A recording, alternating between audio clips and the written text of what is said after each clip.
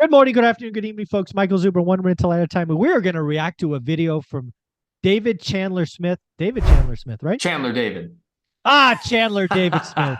Three first names, whatever. Chandler David Smith, somebody that's very popular on YouTube. I'm actually shocked this would be the first time we're um, reacting to one of the videos.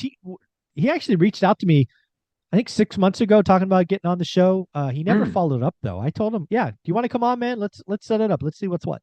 Oh, that's too bad. Yeah, I'd love to see him on your channel. You should message him again because I think that would actually be beneficial. I like Chandler. But yeah, we're gonna watch Oh, this video that he has on house hacking. So if you're ready for that, we'll jump right in.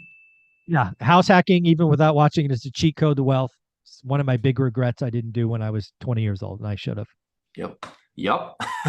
How do you figure out the numbers on a house hack? Because it's a lot different than a normal investment property because you're living in it and you're not paying rent somewhere else. So that has to be looked at as an advantage. And my answer to you is 100%. When I analyze the numbers on a property, the way that I do it is I view it as if I'm not house hacking it. What that means is I look at it and I run the numbers as if I'm putting a 25% down payment and I need to get my desired 15% cash on cash return. Now, this is my criteria for a normal investment property. And remember, when you're house hacking, your goal is to get to the point where it is a normal investment. All right, Mike. So he talked a lot about how to run the numbers. This is a pretty common question when people ask, how do I run the numbers on a house hack? So what did you think?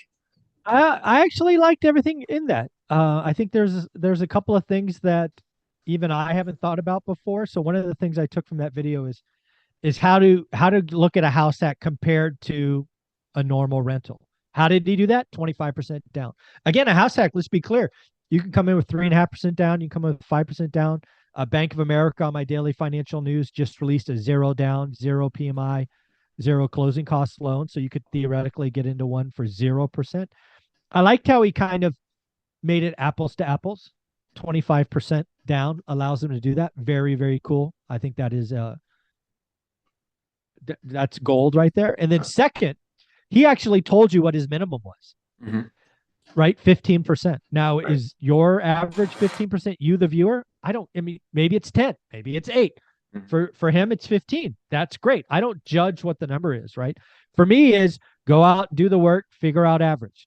If your average is 10 and you're only doing great deals, well, 15 is a great deal in that case. So I love the fact that he added that in as well. So yeah, again, the last thing I'll say is we kind of said cheat code to wealth.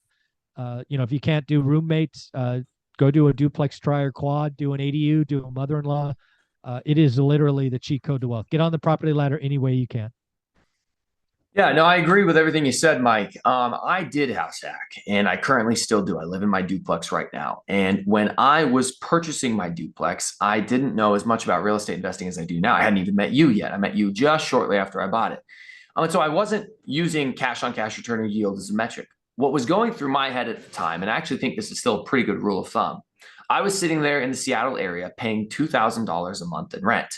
And paying $2,000 a month in rent made it very hard for me to save up enough money to invest in real estate. And I knew that if I started house hacking and could eliminate or bring down to as small a number as possible my monthly living expense, I'd be able to save and invest more faster. So when I ran the numbers in my head, I came up with, well, if I can buy this property and it has a $2,500 mortgage and I can rent one side out for $1,600 and then rent a room out to a buddy for $500, now I've got $2,100 of my $2,500 mortgage payment taken care of. I'm living for $400. And that is a significant decrease from the $2,000 I was paying. So in my mind, I got to live somewhere. I can now save $1,600 additional dollars a month and save that to invest in other stuff. I didn't account for the fact that appreciation was going to happen. My duplex has almost doubled in value in 4 years. I didn't account for rent appreciation. It went from 1,600 to 2,150. And now the mortgage is totally covered. So these things will happen. I did not factor those in. I just said to myself, I want to get my living expense as close to zero as possible so I can save more money faster. I'm also curious, did you do a rate and term refi to lower the I, rate? I did do a rate and term refi last year in April, brought the payment down, brought the rate down, rents have gone up, and that's how I live totally for free now. Yeah. Dude, It's easy. Inflation is awesome. Use Right. inflation to get rich. I do. I do. Yes. Yes, I do. Ask me how. There you go. There you go. Yeah, so I actually like this again. Cheat Code Wells. Shout out to you, Dion, Matt, who all brought house hacking to me. Spencer, Cornelia, Todd Baldwin have also been on the channel. Anna Kelly, house hacked a fourplex in Pennsylvania after selling her big house in Texas. It is the right answer for so many people, Mike. Where can they find you?